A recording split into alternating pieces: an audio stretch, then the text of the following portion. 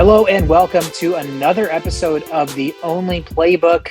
Typically we have the trifecta, but it's only the dynamic duo today with Shishot out of the office, putting in his PTO for the Playbook podcast and, doing his doctor thing. So good for him, but we have to continue to hold down the fort. So again, we're the Only Playbook. I'm Sweetheart. It is just Shovit joining me today. How you doing, man? I'm doing good. I'm gonna miss Shishel while we go through the injury report. But when he comes back, maybe we can get the doctor report and a little bit more in depth on whether we should worry or not with these injuries.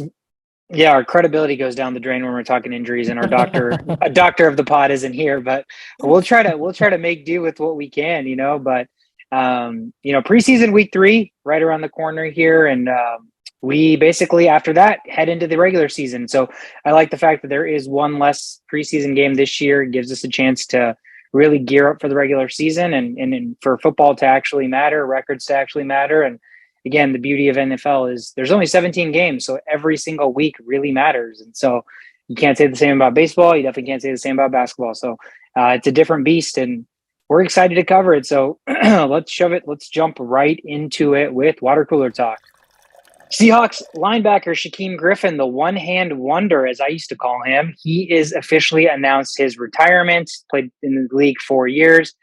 He is going to go into the NFL Legends community and, be a part of the NFL with the job as, he's going to be helping retired and former players transition in and out of the NFL and also help deal with some mental health stuff. So good on him. It was a great story. Obviously, not every day that a guy with only one hand makes it to the NFL. So for him to even have some sort of a career is pretty incredible. So sad to see him go, but it seems like he's going to be the prototypical guy that stays around the NFL and stays around football and still makes an impact regardless. So his brother's still going to hold down the fort for the family. So I know his brother's still going to be playing in the NFL, but sad to see him go. Yeah, I know. It's crazy. Like one-handed, playing defense. You can't catch the ball with two hands, but he was out there. He made it pro, and it's an inspiration for anyone that gets injured. I mean, that's pretty extreme, but for anyone out there that's looking to get into football, the craziest thing was like on Madden. I think Madden kind of glitched up a little bit where I saw this video where Shaquem Griffin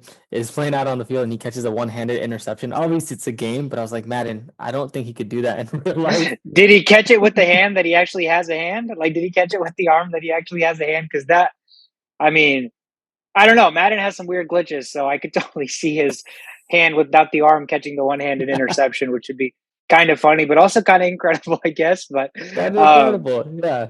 no, Yeah. you're spot on, right? I mean, it just basically shows that really there's no excuses. I mean, here's a guy that literally has no hand, and in a sport that very few sports require both your hands, and he's kind of defying odds. And so for him to even have a successful collegiate career, be in the pros for 4 years, and still kind of be involved in the game off the field, I mean, and kudos to him. So sad to see him retire, but happy to see him stay on and continue to do good things.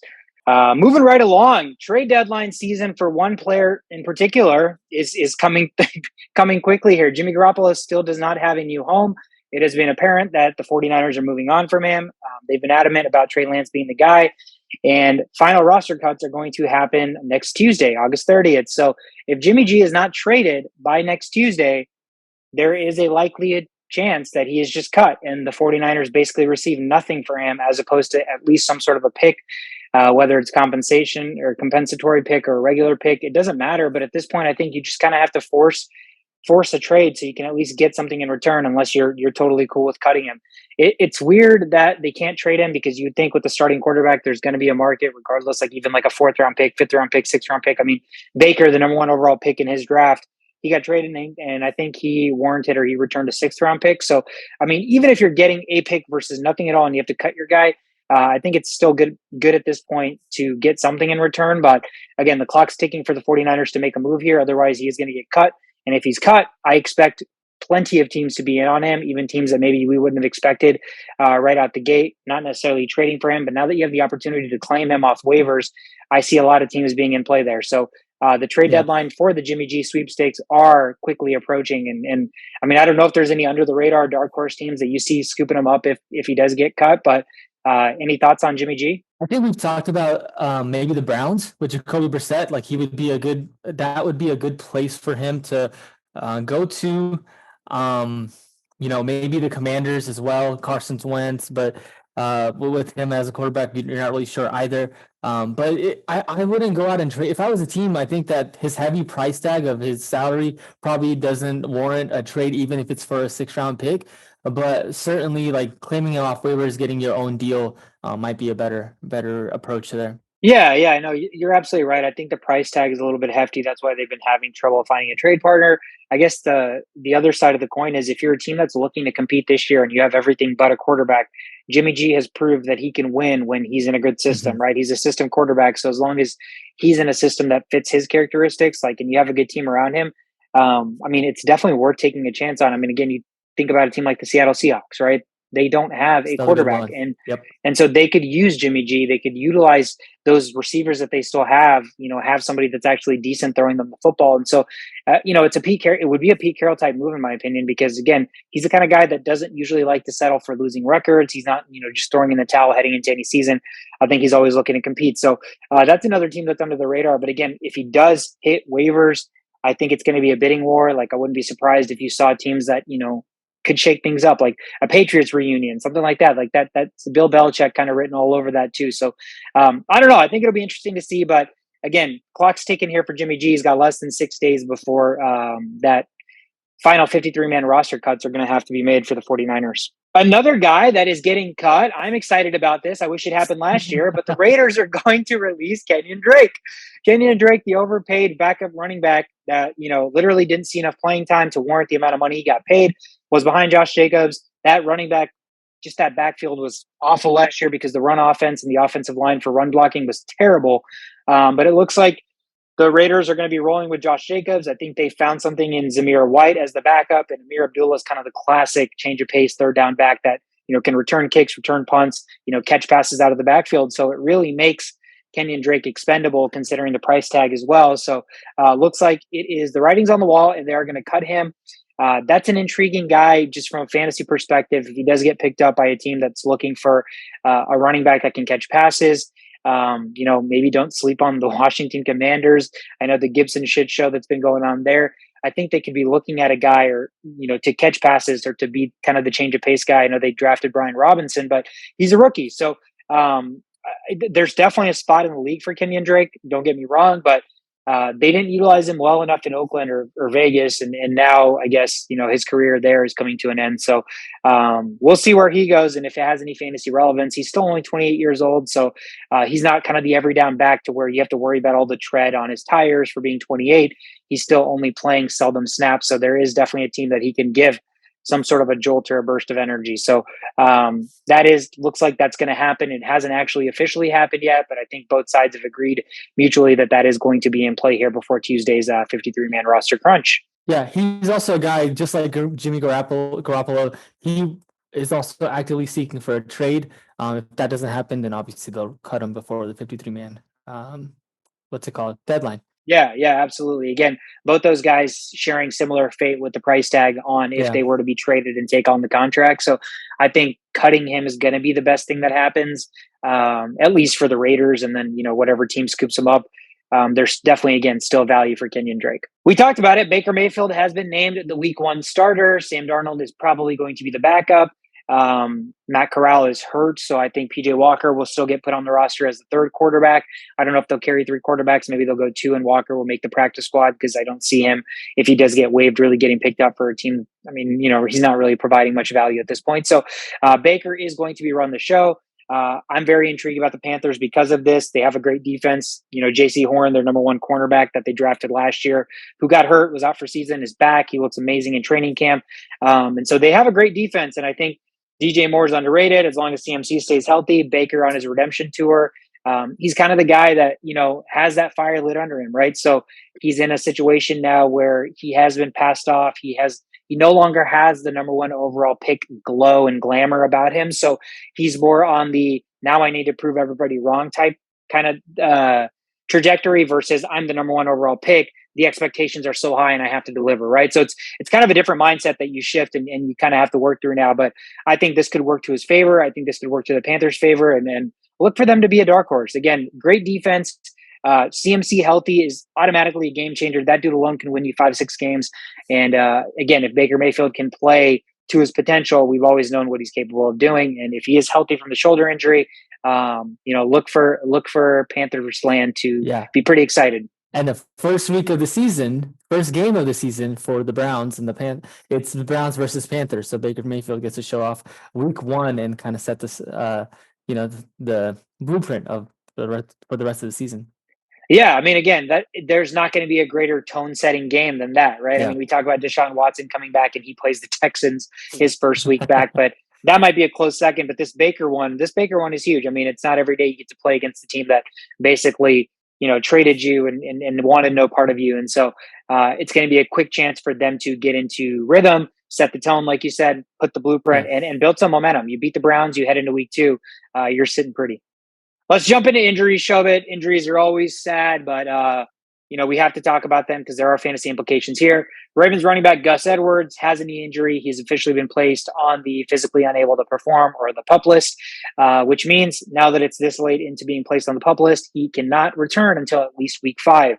J.K. Dobbins has been, injured, hobbling with an injury designation all preseason, but it looks like everything is pointing to him being ready for week 1. So that probably bodes well for Dobbins owners, people that are still yet to draft looking for J.K. Dobbins. But Gus Edwards has always kind of had a role with the Ravens offense, whether it's just seldomly, third down back or, just splitting carries. He's more than capable of being a good running back. And so I think that when he does come back in week 5, if you do have Dobbins, there is an opportunity that you're going to see some of your carries getting pulled away. But at least for the first 4 weeks or so, J.K. Dobbins fantasy outlook looks really, really good.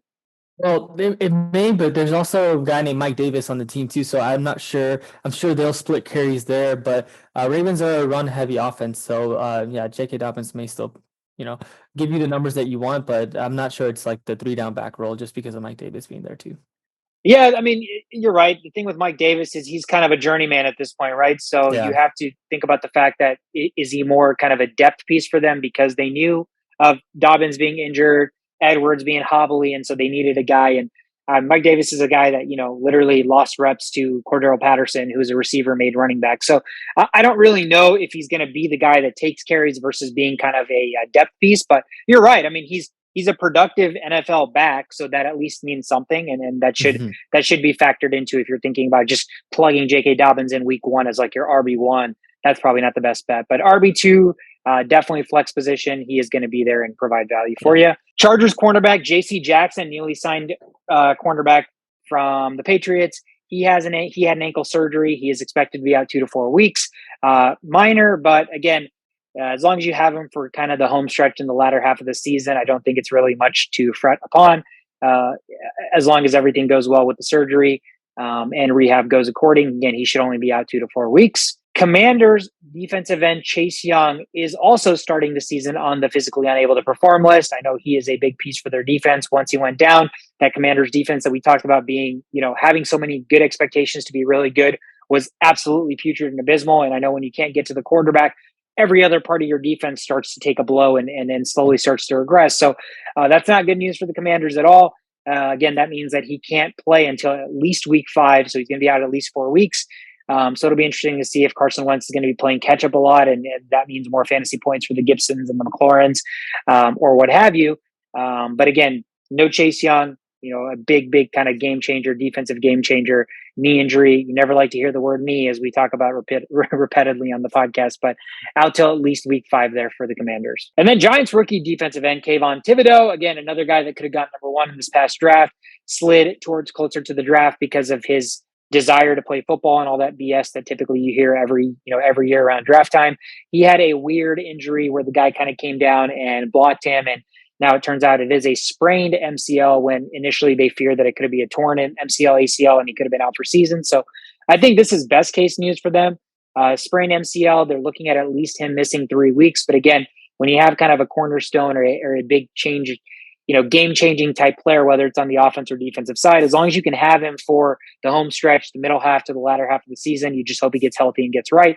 but it looks like he's going to miss at least 3 weeks for the Giants. So they're going to be without their star rookie for at least the first couple of games there. That is all we have for injuries. Let's jump into the rundown. First game on the board here, Shovit, Packers versus Chiefs. Again, it's preseason week 3, so this matchup is not all that it's hyped up to be had it been a regular season matchup, of course. But one thing that has been the talk of the town for Green Bay is obviously Romeo Doubs. Their receiving core looks like, at least for the top 3 for them, Alan Lazard looks like he's going to be there. Sammy Watkins looks like he's going to be there. And whether it's seldom or kind of how often he plays, Randall Cobb has been kind of a go-to guy for Aaron Rodgers for years now. So I expect him to be the slot guy for the time being. But that means that there is a wide receiver 4 position that is still in play. Romeo Doubs has been the most impressive. He's caught a touchdown pass in all, I guess, the first 2 preseason games. So he's looking to kind of build that momentum into this final audition here against the Chiefs. You still have Christian Watson, the rookie receiver that was drafted in the first round, so ahead of Doubs, who was taken in the 4th. But right now, it seems like Doubs has been the guy, with Watson still injured and not likely, seeing much field and time play there.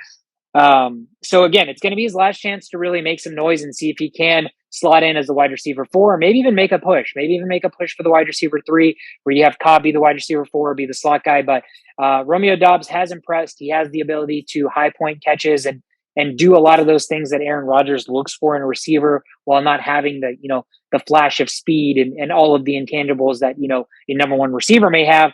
He's the kind of perfect guy that Aaron Rodgers can mold, as he's repeatedly done with receivers in the past. So last audition for him before the regular season and games that actually count.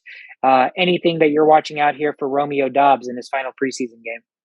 Yeah, I'm looking for him to not drop the ball, because he does have 2 drops from last game. And I think that, when you have Aaron Rodgers as a quarterback, you don't want to be dropping passes. But he's so gifted that they maybe they can put him still on that 3rd spot on the roster as far as receivers go because of his talents. But the guy needs to not drop the balls. Yeah, I mean, it's a pretty obvious thing in football, right? Especially when you're a receiver, don't drop the football. So as long as he can hold on to the football, I think, again, he's going to carve himself out a really nice role. On the Chiefs side, real quick, Ronald Jones. Ronald Jones is a guy that's kind of been around the block here. He's been a starting running back. He's been kind of a backup running back. He's been a split carry running back. He's been a 3rd down running back that's catching passes. But right now, on the Chiefs roster and on their depth chart, he's listed as 4th. So is Ronald Jones going to be the surprise cut for this team that has Clyde Edwards-Helaire? They have Isaiah Pacheco that they drafted, and then they have, one other running back Terrence Gore, maybe he might be the guy, but they have enough running backs right now that Ronald Jones is 4th on the depth chart. So a guy that maybe you wouldn't have expected, or none of us would have expected to be on the cutting block or the chopping block here. I don't know if he's going to play himself into getting put on the roster, or if kind of the writing's on the wall there. But Rojo, the formidable running back that we saw with Tampa Bay here for a couple of years, he may be kind of looking for a job. All right. So next up, we've got the 49ers versus Texans. And so what I'm looking for on the 49ers side is just more Trey Lance. I don't think we've got to see more than 1 possession per game of Trey Lance. So just more Trey Lance and see how he connects with guys like Brandon Ayuk. I'm sure that Deebo Samuel probably won't get out on the field. But if he does, how does the offense flow with him still on there? And then on the Texans side, looking at Dameon Pierce, he's the talk of the town as far as the Texans running back situation goes. So I want to see more of Dameon Pierce. And I'm intrigued to know if that, because it's the last game of the preseason, if they cut his playing time a little bit, just because they've seen all that they can, and so they know that this is the guy, and so that will be a pretty interesting indicator of where also, if as far as the season goes, whether they go with him or not. So yeah, those are 2 things I'm looking for on the Texans and 49ers side. Yeah, I think that's a great point, right? I mean, I think we're just expecting Dameon Pierce to get carries, but if they already know and their game plan is he's going to be the kind of week 1 starter, or he's eventually going to develop into kind of the lead back, there's no need for him to run meaningless snaps anymore in the preseason, with kind of running backs always, every hit that a running back takes, shaves off time in their career in the NFL. And so if we see more Marlon Mack and Rex Burkhead, that might be great for preseason bettors for the Texans, but I think the writing's on the wall there that they see more for Dameon Pierce in his role heading into the regular season. Moving on, Bills Panthers here. I am watching for another guy that's been around the block here, Duke Johnson. Duke Johnson for the Bills has gotten a decent amount of carries, is already getting a bunch of catches here in the preseason. Again, I know it's the preseason. I know he's kind of a journeyman now. He's played for a couple of different teams, but it seems like with him, he's always producing, right? Whether it's, a spellback kind of guy, whether it's a pass catching guy, even when he's needed to be the guy. I know he hasn't been the guy for like a whole season fully, but when he's needed, he produces. So he's kind of not flashy, but he just does everything well. So I know you have a pretty clustered backfield here with Singletary still is listed as RB1 there. They still have Zach Moss listed as RB2 or RB3 now. James Cook they drafted, who's listed as RB2. And that means that Duke Johnson is RB4. So at this point, if I'm the Bills, am I more intrigued with the possibility of Duke Johnson and his upside versus what you already know Zach Moss could give you? So does that mean Zach Moss is on the chopping block, or does that mean that Duke Johnson is just kind of the guy that they slid into here for preseason reps and he's not really going to make the team? So he's another guy that if he is cut, he probably will get picked up by a team because he knows how to play football. And again, he's been productive in his limited appearances on the field. But that's going to be what I'm watching out for, is how is the Bills backfield going to shake out here as, again, roster cuts happen here on Tuesday. Yeah, that's an interesting thing to look at. I feel like fantasy wise, none of those guys are guys I want on my team. Because the Bills, they've got Josh Allen and their receiving core. I think outside of that, like running backs don't really give you what you want. But moving forward, next game on the list we have is Seahawks versus Cowboys. So there's a huge quarterback showdown going on against Drew Lock versus Geno Smith, who's going to take the QB1 position there. And I'm not sure they still know who's going to be that guy. So it could be Drew Lock, it could be Geno Smith. I think it's probably going to be Geno Smith because we've seen Drew Lock with the Broncos and come on, he doesn't really, he's not a guy that's going to go out and win you games consistently. So that's going to be interesting to see who they go with. And then I also want to see the backup. Who is the running back for the Seahawks? Who's going to take on that role now that Kenneth Walker also has a hernia injury? I think it's 3 to 4 weeks, if I'm not mistaken. Hernia sounds pretty intense. So they don't have a backup plan outside of him. So it's going to be interesting to see who gets that RB1 spot. Yeah. Let's hope it's not another year of like DJ Dallas and Travis Homer, all those kind of useless running backs. Not useless in their own right? They're probably great people and great players within given their nature. But for us, from a fantasy perspective, they're very much useless. What's interesting about Drew Lock and Geno Smith show of it is like, you mentioned you kind of know what you're getting with Drew Lock, and in a way, you kind of know what you're getting with Geno Smith. But the way I look at it is Geno Smith may not lose you football games, right? But he may not be like the deciding factor in winning you a football game. So you're going to need a lot of other things to happen. Drew Lock absolutely will lose you football games, right? Because he's erratic and he can throw a ton of interceptions and he likes to force the ball and his accuracy has always been in question. But he's got an insane arm, right? So he can also be the reason maybe you win football games and maybe they let Drew Lock air it out to the DKs and the lock gets deep. Or are they going to be more of a run heavy, Geno just don't fuck things up for us kind of offense. So it's going to be interesting to see which way Pete Carroll shifts and where the MO is going to be for this team, because again, it's his first season really not having a superstar quarterback like a Russell Wilson. So let's see how this offense works with these backups. Chargers Saints, the next game on the board here. Chargers number 3 receiver battle. You already have Keenan Allen, you already have Mike Williams, but with this offense and with Justin Herbert loving to air the ball out, even if they like to run the ball, they still love to throw the ball to Austin Eckler more. So this is a throwing first offense, as much as they love to run the ball. So you're looking at who's going to be the guy that steps up as the number 3 receiver. I think a lot of offenses, maybe the number 3 receiver isn't as relevant, but again, with a team that loves to air the ball out, where Herbert throws an insane amount of passes per year, which this year it may even go a little bit higher than he threw last year, is it going to be Joshua Palmer? Is it going to be Jalen Guyton? Or the hype around DeAndre Carter, 29-year-old journeyman, is it going to be DeAndre Carter? I don't know, but I'm intrigued to see if, one of these guys is going to solidify their spot as the wide receiver 3, because again, in this offense, it's not a prototypical wide receiver 3. You're looking at a guy that might get 800 yards and 6 touchdowns, right? So he could be a guy that is a solid fill-in if you have a week where both of your guys are on bye or one guy's on bye and one guy's hurt. So any offense where number 3 receiver has the opportunity to catch a touchdown pass, you're probably looking at an offense like the Chargers with a quarterback like Justin Herbert. So I'm going to be looking to see if Joshua Palmer or Jalen Guyton can solidify themselves as the wide receiver 3 for that offense. Yeah, and consistency is a key. Joshua Palmer had a really strong preseason 2 week, and I think it's overshadowed because of the Cowboys kick returner, punt return from TCU. He had the both kick return for a touchdown and punt return. But Joshua Palmer also had a strong outing. I think 3 catches and over 90 something yards, and a touchdown is from what I remember. So he may be the number 3 guy, but again, consistency. If he can do that in week 3, he'll solidify that role. Next up, we've got Patriots versus the Raiders. So they've been running some drills 11 on 11, and the talks is that the Patriots offense hasn't really been able to do much against the Raiders, except for I think the last drill that they ran, and they finally got a touchdown. So I'm going to be looking at that Patriots offense as a whole. Maybe see some Mac Jones and Devontae Parker action. It's week 3 of preseason, so who knows if they'll be able to get in or not.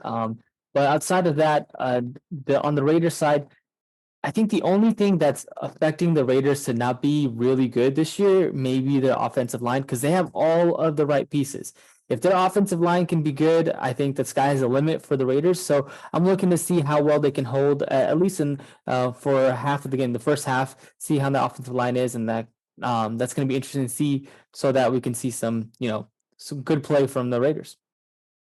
Yeah, absolutely. I want the Raiders to play up to their potential. So as long as the offensive line can block, I want to see this Derek Carr to Devontae Adams Fresno State connection, and Adams remain a top 5 fantasy, wide receiver, and maybe Derek Carr finally catapult himself into like top 10 category for fantasy. So it'd be a real nice sight to see, because again, we've always talked about Derek Carr just not having whatever it is that he doesn't have. That's been really tough for us to kind of put a pin on, and maybe it is this true number 1 wide receiver. Vikings Broncos next game on the board here. We talk a lot about these receivers, and I know it's preseason week 3, so it's slim pickings in terms of things to watch out for. But with this deep wide receiver room the Minnesota Vikings have, you already have Justin Jefferson, you have Adam Thielen, KJ Osborne's going to be the number 3. But with Kevin O'Connell coming along, and knowing that we're going to use more wide receivers, use more maybe 4 wide receiver sets. Irv Smith is a little bit banged up, so maybe we'll see that number 4 wide receiver on the field a little bit more than we're accustomed to seeing. Right now, it's Amir Smith-Marset, who's a second-year receiver out of Iowa. He looked really, really good in his kind of brief play last year. He got hurt this year in preseason. He's looked great, but he is also returning kicks or punts for us. They kind of haven't quite figured that out yet. But a guy that I'm kind of looking at who's, every year Minnesota has what they called Mr. Mankato. Mankato is basically where their training camp is, right? So ever since like Adam Thielen became the guy that was from Minnesota, went to Minnesota State, got on the practice squad, was on special teams, eventually made the team, and now, he's as good as he's become. They have this kind of Mr. Mankato, who's the guy that is the underdog story of the season that can, make the roster and actually provide some impact. They're always talking about a guy like that every year. And in terms of kind of the last 2 preseason games that I've watched, one wide receiver that's kind of sticking out to me a little bit is Tristan Jackson. Tristan Jackson, who is undrafted, second-year wide receiver out of Syracuse. In 2020, he spent some time with the Rams, so he does, have some sort of a connection with Kevin O'Connell. Last year, he actually was on the Vikings practice squad, so this is kind of a, possible next step for him. Knows the coach, was on the Rams, was on the Vikings practice squad. Maybe this year he cracks the 53-man roster. So he's been a guy that in his limited playing time, in all of his, preseason practice reps, you watch a guy and he just jumps out a little bit at you more than like just going through the motions, right? So he's a little bit quick twitchy. He's making all of his catches and he's running really nice routes. So I know, again, it's a very, very deep and clustered receiving room for them this year, which is a good problem to have as a Viking fan. But Tristan Jackson is kind of impressive. And I really would be intrigued to see if he makes the roster at the wide receiver 5 or 6 and maybe pushes Amir Smith-Marset for that wide receiver 4 position. So that's going to be what I'm watching for here in the Vikings-Broncos game, because I know the Broncos aren't going to play any of their starters. Nice. So you've got Justin Jefferson, Adam Thielen, KJ Osborne, and now Tristan Jackson. It's a good problem to have when you have all that, all those weapons out there. Yeah. Put more weapons for Kirk, man. Just put him in the best position to succeed. No excuses after that. Nope. All right. Next up, we've got the Jaguars versus Falcons.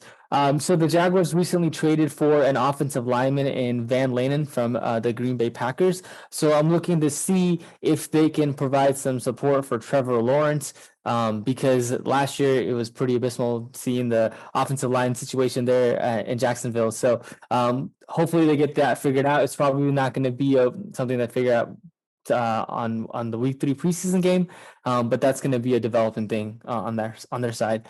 And on the Falcons side, just more Desmond Ritter. Both quarterbacks have been playing amazing. I think that Mariota and both Ritter have had good numbers as far as completion percentage is concerned, and I think the Falcons low key have a pretty good, at least a red zone offense, with Kyle Pitts, Drake London. And then they still have Cordell Patterson, right? So I think Yep. it's gonna be an interesting team and sort of a dark horse. I think if the Falcons can figure out their quarterback situation, but yeah, that's what I'm watching on that game. Yeah, it seems like it's the site's yet to be seen whether they can move the ball between the 20s. But in the red zone, you have a 6'5" receiver in Drake London. You have, I think Pitts is like just as big. He's basically a wide receiver in a tight end's body. So that's two big guys that you absolutely should be able to like get in one-on-one situations, mismatches, jump balls, and then again the Swiss Army knife in Cordero Patterson, where you can toss him the ball, you can run end arounds with him, and he can just straight run the ball, kind And of then between the tackles. yeah, and then Marcus Mariota, who can just run the ball in for a touchdown too. So that's a threat Yep. to be aware of. Yeah. Yeah, a lot of red zone action there. And like you said, dude, Desmond Ritter is a guy that's been really, really impressive to me. I really liked him again out of college. So I really am hoping that he can win the starting job here before the end of the season. So we get to see more reps of him against first team offenses and in games that matter. So definitely something I'll be watching out for as well. Rams Bengals, next game on the board here, Super Bowl rematch. Obviously not the same at stake here, preseason week 3. But the one thing I'm looking out for here is Bengals tight end Thaddeus Moss. He is 4th on their tight end depth chart, which does not say a ton, but Thaddeus Moss is the son of Randy Moss, so you do have those genes. And he also played with Joe Burrow at LSU, and he was really, really good. So, there's something to be said about already having that connection. Again, there's something to be said about the lineage and the hereditary, the genetics of Randy Moss. So, I have to believe he can outproduce a guy like Drew Sample, right? So I don't know maybe why he's behind him on the depth chart. Maybe Drew Sample's a better blocker, but I really hope they can carve out a spot for Thaddeus Moss because, even if he may not be the best blocking tight end and may not be utilized, the way a tight end typically should, who's to say he can't see the field with Jamar Chase, T. Higgins, and Tyler Boyd, man, that'd be pretty damn scary. So maybe even just having Moss as your last name is warranting fear in the defensive back. So I think if anything, there's still that aura there and there's still some things to be tapped into. So that's going to be the guy that I'm watching here in this Bengals Rams. Yes, nice. That makes that game a little bit interesting because I know the Rams probably not going to play the Stars either. No. Next up, we've got the Bears versus Browns. So the Bears offense is supposed to start for the first half at least, and the Bears haven't been playing well. They're not. Justin Fields is not looking great either, and I think that's a team that really needs to figure out their offense. So I'm looking to see if there are any improvements on the Bears side, because if not, they're going to probably be one of the worst teams in the NFL this year. It's all dependent on Justin Fields. And their offensive line doesn't help Justin Fields at all. So they need to get that figured out as well. On the Browns side, so it looks like Jacoby Brissett is going to get the start. I'm looking to see how he's going to play. It's probably yeah, with Deshaun Watson not being there, how are the Browns going to perform with Jacoby Brissett is what I'm looking for. Yeah, is it going to be time to make an emergency trade? Like you said, if Jacoby Brissett plays and he just doesn't look great, the Browns, have a good defense. They have a good offensive line. They have a good running game. They have decent weapons. So is that a situation where you pull the trigger on a guy like Jimmy Garoppolo before he hits waivers? So there's going to be a really short amount of time between them playing their last game and then Jimmy Garoppolo getting cut possibly on Tuesday. So look for a team maybe to act rather quickly after these games are over between then and Tuesday. So definitely something to watch out for in that game. Cardinals Titans are the next game on the board. Darrell Williams is on the chopping block as the running back for the Cardinals. It makes me sad because again, we talked about it last week. I have a soft spot for Darrell Williams. He was really, really key for me when CEH went down for the Chiefs last year as a fantasy player. Does a really good job catching the ball out of the backfield, but it seems like kind of the story with the Cardinals is Eno Benjamin is going to solidify that backup position. Obviously, James Conner leading the pack there. And so Darrell Williams could be another guy who is going to get cut. And I mean, if that's the situation, he's another running back that's going to be on the open waivers for a team to possibly pick up. And, if playing fantasy football for over a decade has taught me anything, those are the kind of guys that will get picked up by a team in like week 7, week 8, whenever their running backs are going down and make impact. So having impact, veteran running backs that have seen the field, that know how to play, that have been around the game for a while is going to be key in fantasy football towards the latter half of the season. So if he does end up getting cut, I don't know that he'll stay cut all year. I think he will still find a home. So that's going to be what I'm watching on the Cardinals side. Obviously on the Titans, man, just want to see more Malik Willis. He's exciting. Obviously he has his flaws. Obviously there's a reason he was drafted in the 4th round and not in the 1st round. But again, there is a lot to be excited about. When a guy like that's on the field, it's one of those guys that, you kind of stop what you're doing and you want to pay attention. So that's going to be what I'm watching for in that Cardinals-Titans game. Nice. All right. So next up, we've got Eagles versus Dolphins. So it's the Alabama QB battle with Jalen Hurts versus Tua Tagovailoa. I hope I said that right. You got it perfect. Let's go. All right. And then, the starters are expected to play. So there's wide receiver battle, Tyreek Hill versus AJ Brown, and then Waddle versus Devontae Smith. And I was thinking about this game, and the Eagles, with AJ Brown and Devontae Smith, have a really good receiving core. And they also have Cephas, which, it is what it is. But as far as wide receiver 3, not having to take that 2 role. And then the guy who doesn't catch passes, I forget. Jalen Reagor. Jalen Reagor, yeah, as wide receiver 3, put him out there. That might. The thing with them is they don't even need the 3rd wide receiver because Dallas Goedert's finally like the tight end, the guy, right? No more Ertz and stuff. So if he can actually get featured the way he should, they could be running too heavy with the tight end. And dude, that for Jalen Hurts, a guy that's still trying to take that next step to solidify himself as a NFL quarterback, his weapons are the best he's ever had. Absolutely. And if, Reagor and Cephas don't pan out, there's a guy named Deion Kane who had 5 catches for 66 yards last game. So some guy under the radar might get a spot in the wide receiver depth chart. So someone to look out for as well. But yeah, that's what I've got there. Commanders, Ravens, next game on the board. Storylines galore for this preseason game. The Ravens have won 22 straight preseason games. Show that is absolutely bonkers. Unheard of. Are they going to make it 23 in a row here? I don't know. The Commanders are a tough team, at least from a preseason perspective, because they have a backup quarterback and they have a 3rd string quarterback that are at least relevant. It's not no-namers that, aren't probably going to make the team. You have Taylor Heineke and you have Sam Howell. Sam Howell is battling for that QB2 position. So there is incentive there. Your running back is Brian Robinson, who is a rookie. So even if he is technically RB1, if he, outduels Antonio Gibson, he's probably still going to see some playing time.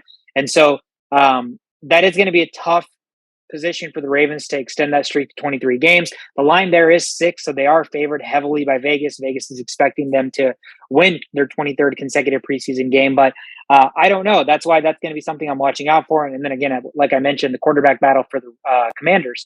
Obviously, Wentz is the guy, but if somebody really wants to take a big, bold risk, maybe you throw Sam Howell into the fire because he has played well enough. He is a guy that has that and has the Taylor Heineke, whatever we said about him last year, where he has the tenacity. So they drafted another guy who has the tenacity, but does he have the ability and the playmaking ability to actually be a starting quarterback? So that's going to be what I'm watching for there. Next up, we've got the Buccaneers versus Colts. So it looks like Tom Brady is back with the team after his hiatus of not being there for, I don't know, what's been like 2 weeks or probably forever for Tampa Bay fans.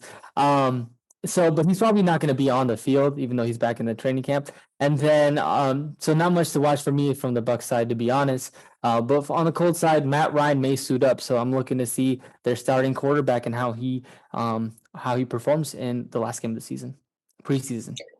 Yeah, I mean, if you're picking the last game of the preseason to suit up, you want to build some sort of positive momentum heading into the season, right? Because you don't have any more games before the first game that actually counts. So I always thought that's why when you had a 4-game preseason, they'd always have the starters play like the first half of the 3rd game, so that in case they look absolutely awful, you have a whole week and a half to 2 weeks to prepare. And if they really need to see more game time, you have that fourth preseason game to kind of just throw them in. But like you said, if you haven't played all preseason and this is the last time you're going to get to play, and they are deciding he's going to play for the first time, it'll be interesting to see if he can, it's a new team, new system, new everything for him. So you definitely want to head into the regular season on a high note. Battle of New York here, Giants versus Jets. They're holding their first joint practice in 17 years. You may remember, you may not. 17 years ago when they had their last joint practice, there was a huge brawl that broke out between these teams. So definitely something to watch out for this game. And the Jets plan to play their starters. So I don't know how long. Obviously, Zach Wilson's hurt, so does that mean Joe Flacco gets to play? If I'm the Jets, do I really need to see more from like a 40-year-old Joe Flacco? Probably not, but I wouldn't mind seeing Breece Hall. I wouldn't mind seeing like Elijah Moore, seeing some of the other younger weapons play for the Jets. But the Giants will also probably play Daniel Jones because he's played a decent amount in the preseason. Again, you're a team that really don't know. You don't have an identity on offense yet. So I'm expecting Daniel Jones to still see some reps here. So at least it's a battle in New York. These two teams don't like each other. They're holding joint practices together. And the quarterbacks, starting quarterbacks for the time being should both see the field. So a little bit more implications than what we're traditionally accustomed to seeing in preseason. Yeah, we've never really seen anything from Breece Hall to warrant like a sure draft this preseason as well. So that's kind of a little upsetting there. All right.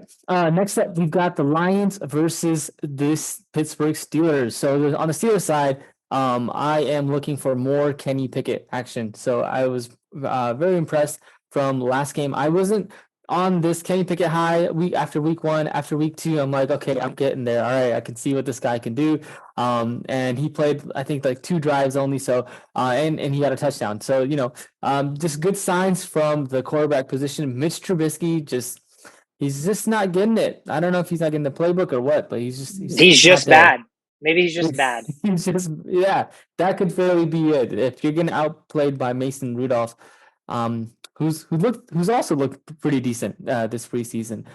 So it's going to be interesting to see. Mitch Trubisky will probably be the guy, but I want to see Kenny Pickett at least finish off on a high note as well. And need to see some improvement on this offensive line. It doesn't matter who is the quarterback for the Pittsburgh Steelers. If your offensive lineman is the way they've been playing in this preseason, it's going to be a nightmare for the quarterback. So need to see more improvement there. So I'll be looking out for that on the Steelers side. And not much on the Lions. I think we've seen enough as far as the first 2 weeks of the preseason goes. They're going to be an interesting offense to watch out for the majority of the season. Yeah, shout out to our boy Brady Breeze. Got hurt, unfortunately, and they have to injury designate him and waive him for that reason. So hoping for a speedy recovery there, and hopefully he catches on to another team and makes an impact there. But you're spot on, right? It's one of those things when it's preseason where if you're looking at a position like the quarterback, if he's playing bad, that's an issue. But if he's playing well and it's against backup reps, it's hard to be like, I'm getting excited about this, right? So it's good that Pickett is not playing bad because that's more of a storyline than Pickett playing good against like second and third stringers. But like you said, glass half full, glass half empty. Rudolph looks good against the backups too. What does that say about the backups versus Pickett looks good against the backups too? So it's hard to find. It's almost like you're trying to find a narrative you're trying to find a story to fit your own narrative. Not you, but just in general, right? That's kind of what preseason is. But I think we'd be worried if Pickett looked awful, but the fact that he looks good, that's at least positive progression heading into a third preseason game. And again, who knows? We know what Trubisky is. Is there a chance he catches on and, Mike Tomlin kind of figures out how to work with him and make him better in this system. And he's able to utilize his legs a little bit because the offensive line isn't great. Maybe, but this is a huge opening for a guy like Kenny Pickett where, if he really wants the job, he can go out there and grab it. So let's see what Pickett's made up here in week 3 and see if he can head into the regular season really inching onto Trubisky's toes. So that puts more pressure on Trubisky to perform well. Either he performs well and that helps the Steelers, or he sucks and that helps Steelers fans get to see Pickett in regular season games a lot quicker. That's the rundown. Let's finish things off with Moneymaker. Moneymaker's been good to us in the preseason. It doesn't matter that the games have no relevance. When you're betting, everything is relevant. Making money is relevant. And last week, I took the 49ers plus 5.5, fading my own Minnesota Vikings at home. And what do you know? The 49ers, I should have just taken a money line because that was plus maybe 200 almost. They win the game 17-7 outright against who? Sean Mannion and Kellen Mond. What did I say? the Vikings backup quarterbacks are dog shit. What happened, Shovit? The Vikings went out and traded for backup Nick Mullins, and he's already QB2 on their roster. So I think the Minnesota Vikings are listening to the only playbook, or we're onto something here. Because, again, I knew the writing was on the wall there that QB2 was not going to cut it. And the 49ers proved it by not only holding us to 7 points when it's their backups playing. We can't even score against their backups with our backups. That means there's a problem there. So I think Sean Mannion probably gets cut. Maybe Kellen Mond's going to be QB3 or make the practice squad. But nice to see Nick Mullins there. But again, nonetheless, 49ers plus 5.5 wins outright. So we are officially 4-0 in this early season. So, it's a very small sample size, I will say, but it's nice to kind of be reading some of these games right. If not reading the game right, you're at least reading the lines right? Where Vegas was a little bit lower on these over-unders early on, thinking preseason was going to be low scoring, catching on that, and then kind of seeing these lopsided backup positions with the Vikings being favored when their backup quarterbacks are trash. So, again, 4-0. Shout out to Shishot. Again, not on the podcast, but he did say the Giants were going to win another game last week, and they did that. They won 25-22. So, Shishot giving us another winner there as well.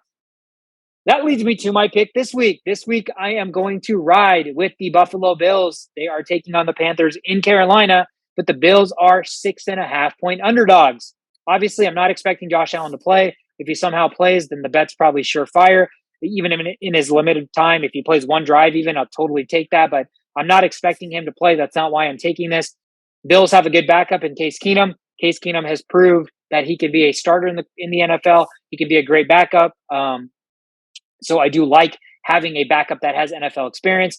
On the off chance that maybe Case Keenum doesn't play either, Matt Barkley is their third string quarterback. And Matt Barkley is another guy that has also seen NFL time. So I like that going against the Panthers, where if Baker has been announced as the week 1 starter, he's probably not going to play. Sam Darnold is now kind of your contingency plan because, they were having their quarterback battle, right? So if something happens to Baker, he sucks or he gets hurt, you need to have Darnold ready. So I'm not really expecting a lot of Darnold playing time as well either, because you already know who and what Sam Darnold is. So there's really no use having him get reps in preseason against third string backup defenses, because it's not going to do anything.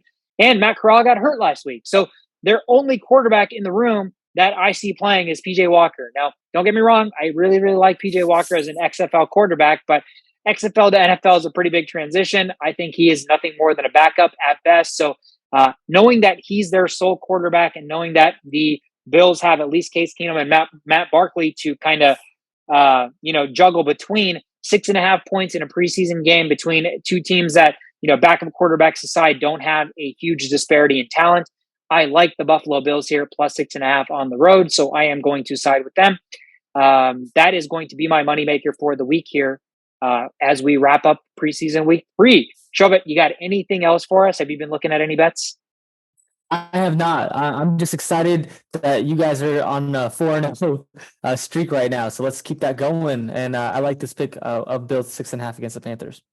Yeah, we'll see. Again, if we can get the streak a little bit higher, it might be something that, I start to take a lot more seriously and try to see if I can, never lose. That's, just do it as David, wise words from David. Just don't lose. Just don't lose any bets. And so, yeah, that'd be absolutely phenomenal if we could do that. But Bills 6.5 is going to be my moneymaker for the week. That's all we got. Again, preseason week 3 wraps up here on Sunday of this week, and then we officially get into the regular season.